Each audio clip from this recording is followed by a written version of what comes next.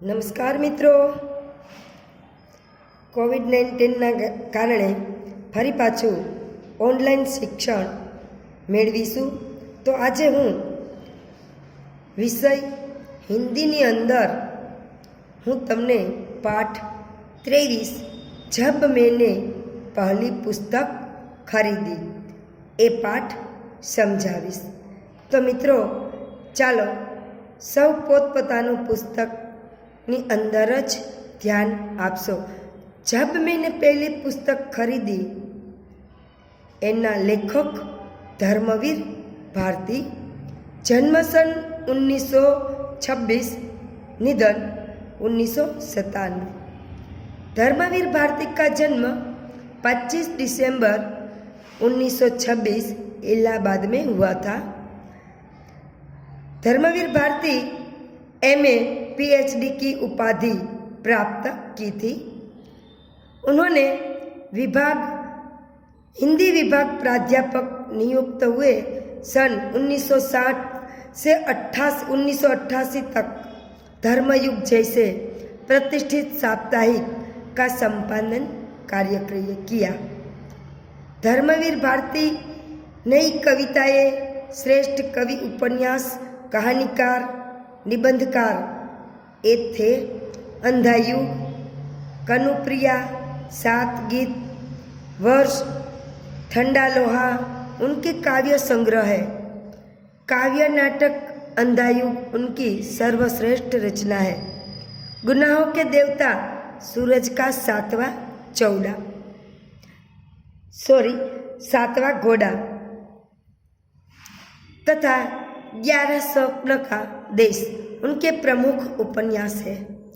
गुल की बन्नो, बंद गली का आखिर मकान आदि कहानियों का हिंदी की नई कहानी में विशिष्ट स्थान है. ठेले पर हिमालय और पश्यंती उनके निबंध संग्रह है. तो मित्र, जब मैंने पहली पुस्तक खरीदी उनके लेखक धर्मवीर भारती. लेखक और साहित्य बनने वाले व्यक्ति को बचपन से ही पढ़ने का शौक होता है. धर्मवीर भारती को भविष्य में साहित्यकार बनना था, इसलिए बचपन से ही पढ़ने का शौक था. प्रस्तुत इकाई में लेखक ने अपने उसी शौक की चर्चा की है इस पाठ के अंदर कि पढ़ने लिखने का कितना शौक है. तो इस इकाई के अंदर स्मरण द्वारा धर्मवीर भारती ने अपने बचपन के दिनों के बात को हमारे सामने रखा है. उनका बचपन गरीबी में बीता था, लेकिन उनको पढ़ने का बड़ा शौक था. स्कूल में इनाम में 2 किताब मिली तो पिताजी ने अपनी अलमारी में जगह देकर लेखक की अपनी लाइब्रेरी बना दी. वहाँ से लेखक को किताब में इकट्ठी करने की धुन सवार हो गई. माँ ने पिक्चर देखने के लिए 2 रुपये दिए थे, लेकिन लेखक का मन पलट जाता है और वे पुस्तक की दुकान से 10 आने की देवदास नाम की पुस्तक खरीदते. लेखक ने अपने पैसों से खरीदी हुई यह पहली किताब थी. इस पाठ में लेखक ने जीवन में पुस्तक के महत्व का प्रकाश डाला है. तो इस इकाई के अंदर जब पहली पुस्तक खरीदी, लेखक ने बचपन की पूरा जीवन की बात बताते हैं. को लेखक कहते हैं कि माता पिता, पहले सारांश में देखते हैं कि माता पिता के भारती जी जो है पिता पहले सरकारी नौकरी करते थे, उसमें उन्होंने अच्छा पैसा कमाया था. बाद में गांधी जी के आह्वान, यानी कि गांधी जी के जो आंदोलन की बात यहाँ कर रहे हैं कि गांधी जी के आंदोलन 1940 में शुरुआत हुई थी, तो इसके बात कर रहे हैं. तो उस दिन उसने उसके आह्वान पर नौकरी छोड़ दी भारती जी के पिताजी ने. भारती जी की माँ एक कन्या विद्यालय का संचालन करती थी. पिता आर्य समाज रानी मंडी के प्रधान थे. तो पहले उसके माता पिता के बारे में आपने समझ लिया। बाद में ढेर सारी पत्र पत्रिकाएं की बात करते हैं तो परिवार की आर्थिक स्थिति अच्छी नहीं थी, गरीब जीवन जीते थे। तो ये पहले भी बोला था कि भारती जी एक गरीब परिवार में से आए हैं और लेखक, कवि, निबंधकार सब कुछ शौक था। तो इसके अंदर ये परिवार की आर्थिक स्थिति अच्छी नहीं थी, इसलिए उसके घर में पत्र पत्रिकाएं नियमित आती थी, तो भी आती थी। पढ़ने लिखने का शौक था, इसलिए जो गरीब थे लेकिन पढ़ने का शौक था, इसलिए पत्र और पत्रिकाएं दोनों आती थी। आर्य मित्र, साप्ताहिक, वेदोदय, सरस्वती और गृहिणी 2 बाल पत्रिकाएं, बाल सखा और चमचम एक खास भारती जी के लिए आती थी। छोटे थे इसलिए वो इसके अंदर वार्ता, ये सब बोध कथाएं आती थी, इसलिए भारती जी के पिता ने बाल पत्रिका, बाल सखा और चमचम ये 3 इसके लिए खास मंगवाते थे। प्रिय पुस्तक भारती जी की क्या थी? तो कि भारती जी की प्रिय पुस्तक थी आर्य समाज संस्थापक स्वामी दयानंद की जीवनी, यानी कि स्वामी दयानंद सरस्वती के जीवन से जो मिलता है वो उसकी प्रिय पुस्तक थी सत्यार्थ प्रकाश। स्वामी दयानंद की ये पुस्तक थी, उसकी जीवनी के इसके जीवन के अंदर से जो बोध मिलता है, यही व्यक्तित्व और उनके जीवन की घटनाओं से लेखक बहुत प्रभावित हुए थे। और इसके तीसरा सारांश में देखते हैं तो क्या बोलते हैं लेखक कि उसकी माँ की चिंता, के लेखक जब छोटे थे तब ये पुस्तक ही पढ़ते थे, जो पाठ्य पुस्तक में ध्यान कम देते थे, इसलिए उसकी माँ की चिंता थी कि भारती जी की माँ को इस बात की चिंता रहती थी कि बेटा स्कूल की पढ़ाई न कर, बाहर की पुस्तक की पढ़ाई करते हैं। भारती जी ने कक्षा 2 तक, दूसरी कक्षा की बात कर रहे हैं, कि पढ़ाई घर पर ही करी थी। पिता नहीं चाहते थे कि नासमझ उम्र में लड़का गलत संगति में फंस जाए, इसलिए उन्होंने 3रे दर्जे में उन्हें स्कूल में भर्ती करवा दी।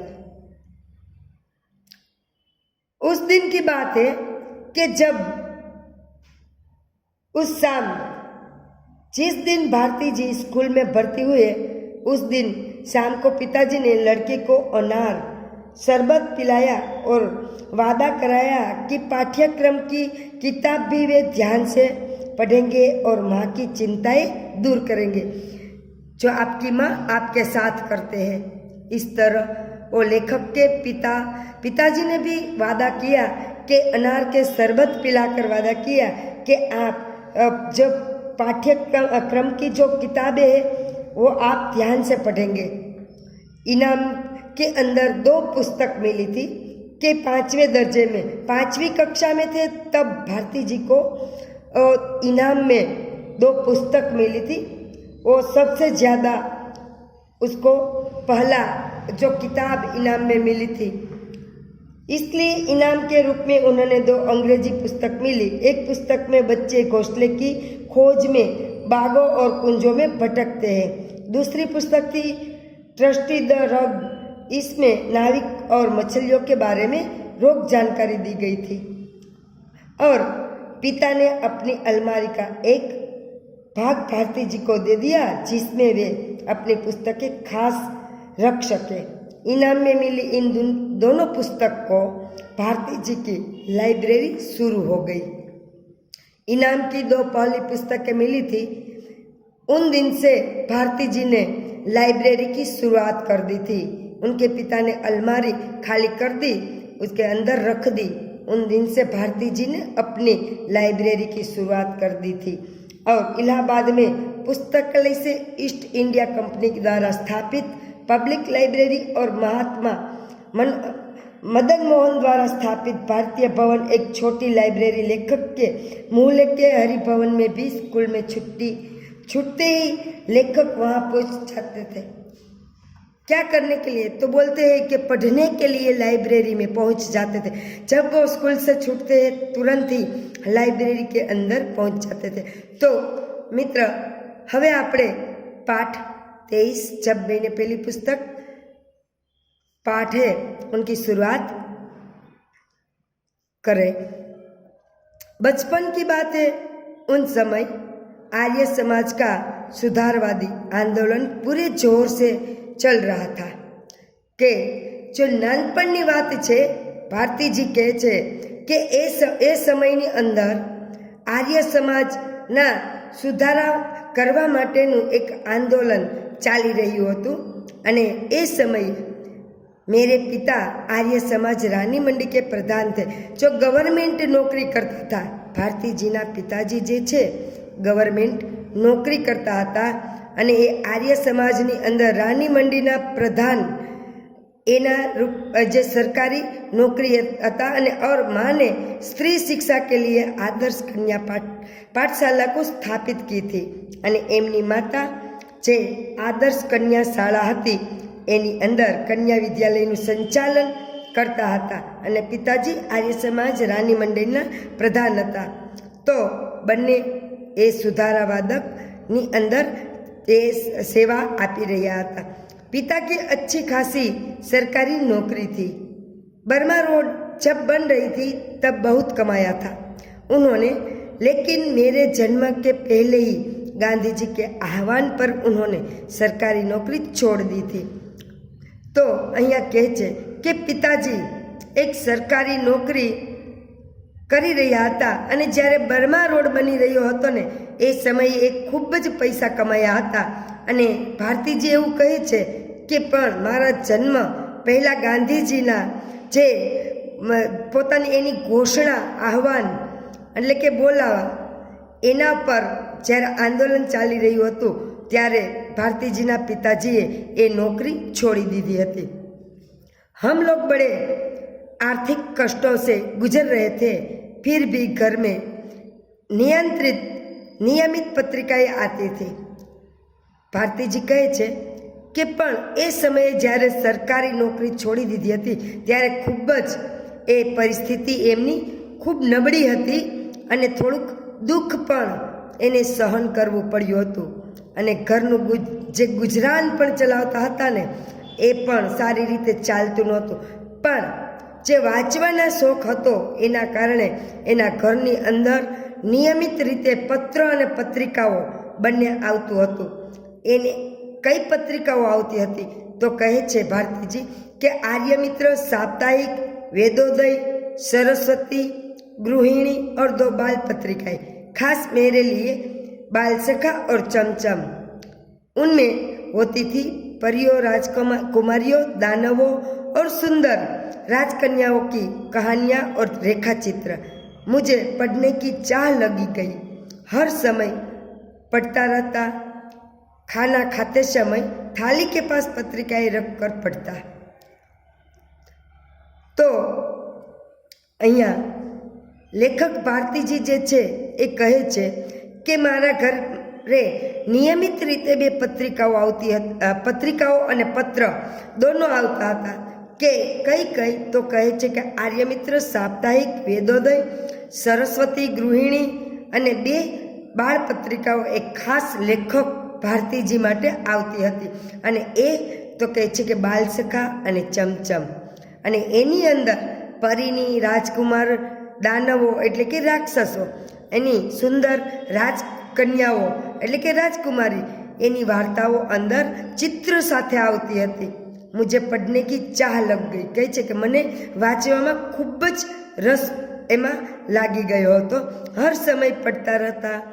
एटले कहे छे कि ए ज्यारे हूँ फ्री थाव ने त्यारे आ पत्रिकाओ हूँ वांचतो। जमवा बेसूं तो पण मारी थाळीनी पासे ज ए पत्रिकाओ राखी अने हूँ वांचतो जाऊँ अने जमतो जातो हतो। अने कहे छे कि मारी आ बंने पत्रिका छे ए बंने पत्रिकाओ सिवाय सरस्वती और आर्यमित्र आ बंने पत्रिका સિવાય તદ ઉપરાંત કહે છે કે સરસ્વતી અને આર્યમિત્ર આ બંને પત્રિકા પढ़ने की कोशिश करता।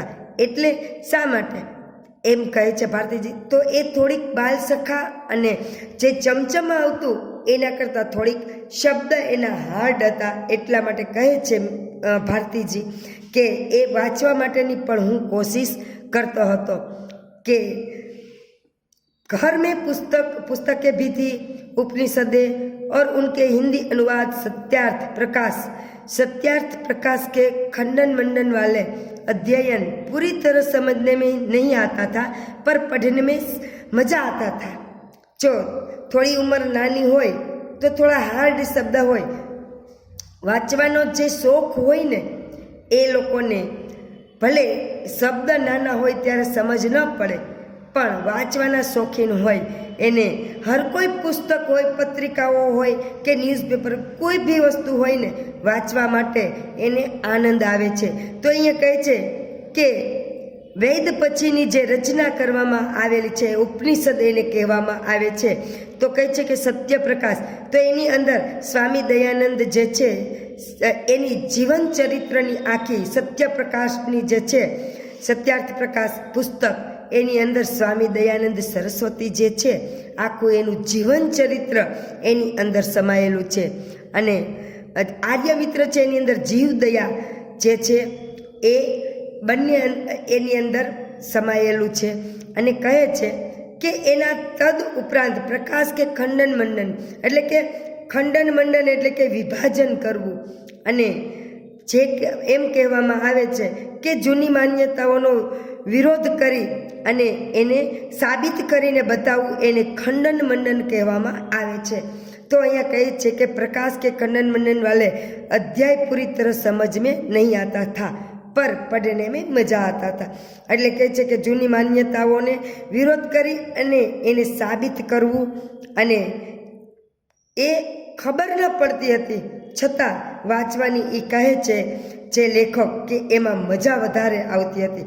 मेरी प्रिय पुस्तक थी स्वामी दयानंद की एक जीवनी रोचक शैली में दिखाई हुई अनेक चित्रों के सुसज्जित चित्रों साथे जे स्वामी दयानंद सरस्वतीનું જે પુસ્તક હતું ને એ દિલચસ્પ એટલે કે એની અંદર રુચિ લાગે અને વાંચવામાં રસ લાગે એવી એની આ એક સ્વામી દયાનંદ સરસ્વતીનું આખું જીવન ચરિત્ર અંદર લખેલું હતું। એ પુસ્તક મને ચિત્રની સાથે એ દર્શાવવામાં આવેલું હતું। वे तत्कालीन पखंडों के विरुद्ध अदम्य साहस दिखाने वाले अद्भुत व्यक्ति थे। कौन? तो कहे छे कि स्वामी दयानंद सरस्वतीनी અહીંયા વાત કરવામાં આવેલી છે। પાખંડ એટલે કે ઢોંગી લોકો હોય ને એને પાખંડી લોકો કહેવામાં આવે છે। હોશિયાર ચતુર એને ઢોંગ કરવામાં પરિપૂર્ણ હોય છે એવા લોકોની અહીંયા વાત કરવામાં આવેલી છે કે એ લોકો જે છે એના વિરુદ્ધની અંદર જે કંઈ પણ જો કામ કરવામાં આવેલ એની વાત એના પુસ્તકની અંદર કરવામાં આવેલી છે। કેટલી રોમાંચક ઘટનાએ थी, ઘણી બધી અંદર જીવનની અંદર રોમાંચ, મજા, આનંદ માણે એવી પણ એની વાત અંદર કરેલી હતી। उनके जीवन की जो मुझे बहुत प्रभावित करती थी, અને એ વાંચી અને એના જીવન જે સ્વામી દયાનંદ જે છે એના જીવન વિશે વાંચી અને મનની અંદર ખૂબ જ ઉત્સાહ અને આનંદ આવી જતો હતો। चूहे को भगवान का मीठा खाते देखकर कर मान लेना कि प्रतिमाएं भगवान नहीं होती, घर छोड़कर भाग जाना। जो અહીંયા શબ્દ થોડા અટપટા તમને લાગે છે કે ચૂહે કો ભગવાન કા મીઠા ખાતે દેખ કર, તો કહેવાનો તાત્પર્ય અહીંયા એ છે કે તમને મિત્રો ખબર જ છે કે ગણપતિનું વાહન જે છે એ ઉંદર છે, એટલા માટે, અને ઉંદર જે છે તો આપણે ગણપતિને લાડવા ધરાવીએ છીએ, એટલા માટે એનું આ અટપટ એક લાઈન કહેવામાં આવેલી છે અહીંયા કે इकाईनी के पाठनी के चूहे को भगवान का मीठा खाते देखकर मान लेना कि प्रतिमाएं भगवान नहीं होती, કે આપણે એવું નહીં માની લેવાનું કે અત્યારે અંધ સમાજ અત્યારે આપણે અંધાની અંદર જ આપણે ફસાઈ ગયેલા છે। કે લોકો અત્યારે જોઈ રહ્યા છે કે જૂની માન્યતાઓ પ્રમાણે ચાલી રહ્યા છે કે ઉંદર છે ગણપતિનું વાહન છે, એટલા માટે કોઈ મિષ્ટાન ત્યાં પડેલું છે એ ખાય. પણ શું એ ખાય એટલે શું એની જે પ્રતિમાઓ એ જે છે ખુદ પોતે એ ઉંદર, તો શું એને આપણે ભગવાન માની અને એને છોડી દેવાની અહીંયા વાત કરવામાં આવેલી છે. અને તો કહે છે કે તમામ તીર્થો, જંગલો, ગુફાઓ, हिम शिखरों पर साधुओं के बीच घूमना और हर जगह इसकी तलाश करना कि भगवान क्या है, सत्य क्या है, जो भी समाज विरोधी मनुष्य विरोध मूल्य रूढ़ियाँ उनका खंडन करना और अंत में अपने हथियार को क्षमा कर दे, उसे सहारा देना, यह सब मेरे बालमन को बहुत रोमांचित करता है કે હસવું આવું, એને નવાઈ લાગવી, એની વાત અહીંયા કરવામાં આવેલી છે.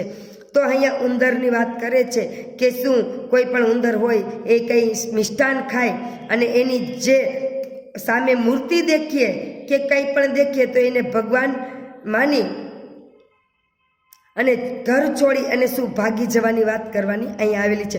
તો તદ ઉપરાંત એ કહે છે કે તીર્થ સ્થળ જે કંઈ પણ હોય ફરવા માટેના, જંગલો હોય, ગુફાઓ હોય, હિમાલય હોય, હિમાલય પર્વત, તો સાધુ એની વચ્ચે ફર્યા કરતા હોય છે અને હર જગ્યા એટલે કે જગ્યાએ જગ્યાએ એની જે શોધખોળ કરતા હોય છે કે ભગવાન ક્યાં છે, ભગવાન શું જંગલ, હિમાલય પર્વત, ગુફા, જંગલ, તીર્થસ્થળ, આ શું બધી જગ્યાએ આ સાધુઓ કે કોઈ પણ હોય સાધુઓની વચ્ચે બધા ફર્યા કરતા હોય છે કે ભગવાન ક્યાં મળે, ભગવાન ક્યાં. તો એવી રીતે મિત્રો ભગવાન ક્યાંય મળતા નથી. તો એની વાત અહીંયા કરવામાં આવેલી છે. તો સત્ય શું છે? તો કહે છે કે સત્ય શું છે? તો કે એ રીતે કોઈ ભગવાન ક્યાંય મળતા નથી અને એના વિરોધની અંદર મનુષ્ય વિરોધી મૂલ્ય એટલે કહે છે કે મનુષ્ય જે છે માણસ, એના જે વિરોધ અને એની માન્યતાઓ, એની રૂઢિ, ખંડન એટલે વિરોધ કરવું, તો એનું વિરોધ કરવું અને છેલ્લે હારી થાકી અને પોતાના હથિયાર હેઠા મૂકી અને માફ કરવાની વાત કરે છે અને છેલ્લે સહારા એટલે કે આશરો દે છે. આ બધું જ બાલમન એટલે કે જો નાના બાળકની બુદ્ધિ હોય ને એની અહીંયા એક વાત કરવામાં આવેલી છે કે એને એક રોમાંચ એટલે કે અંદરથી આનંદ આવે એવી વાત અહીંયા કરવામાં આવેલી છે મિત્રો. તો હવે આપણે અહીંયા આપણો આ ટોપિક પૂરો કરીએ છીએ. ફરી પાછું આપણે બીજા વિડીયાની અંદર આપણે જે અધૂરો છોડેલ પાઠ છે એ આપણે ફરી પાછું ત્યાંથી આપણે સમજીશું. આવજો મિત્રો.